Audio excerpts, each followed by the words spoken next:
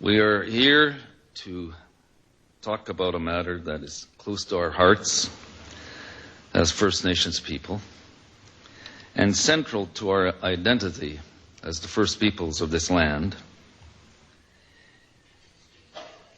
Our treaties, the lifeblood of our nations.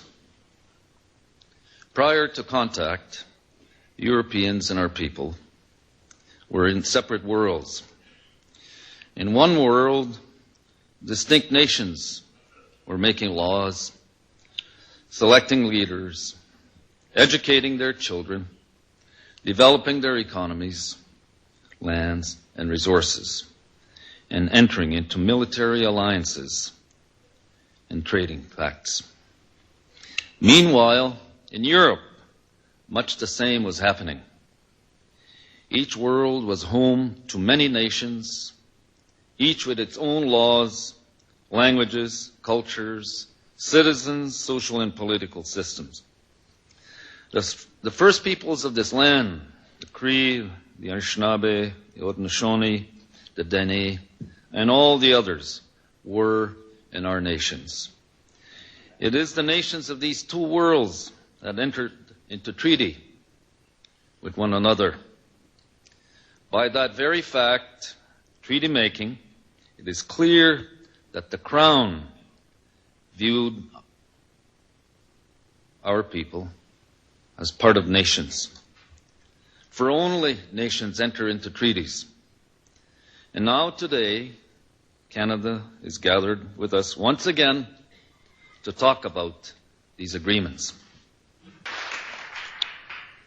Spirit and intent. This is the context of our work over the next couple of days here. Our goal, in the most basic sense, is to talk about how we give life to the original spirit and intent of our treaties. Today, in the modern sense, in 2008.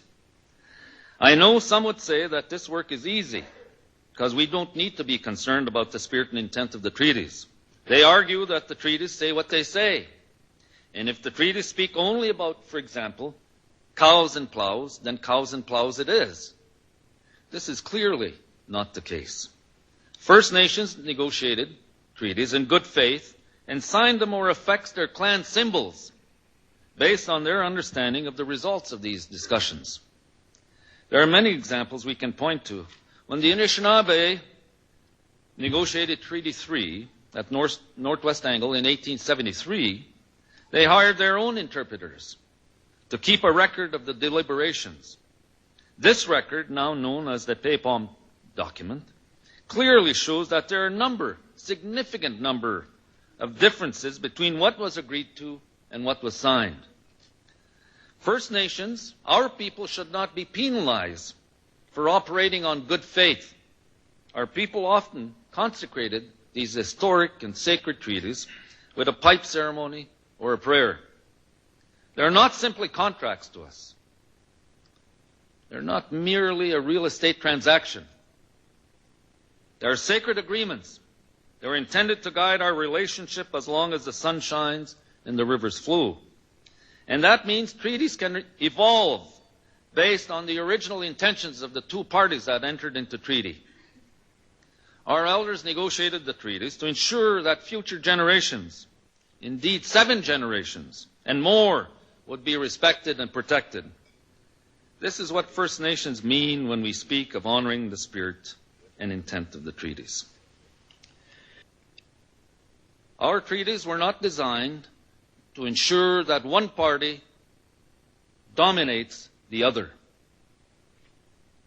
The treaties weren't designed and negotiated to have one party impose its will on the other party.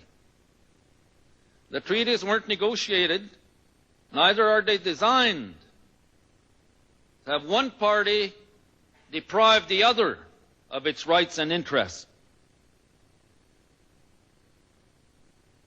Our treaties were not negotiated and designed to have one party impoverish the other party to the agreement, these sacred agreements. Sadly and unfortunately, that has been our history with respect to our treaties. One party has attempted to dominate and impose its will on our people, with no good reason to do so. There's absolutely no reason that in a country as rich as this country is, that our people should be as poor as we are. No good reason. So we have an opportunity here during the next 2 days, because our partner, the other party to the agreement, these historic and sacred agreements, is here to participate and engage with us in talking about all of these important matters. The word of the treaty, the spirit and intent, the roles and responsibilities, and mutual benefits of treaty. Those are so very important to all of us. And so we will be listening, observing. We will be witness to some very important discussions. And we look forward to your advice and your guidance, always. Miigwech. Thank you.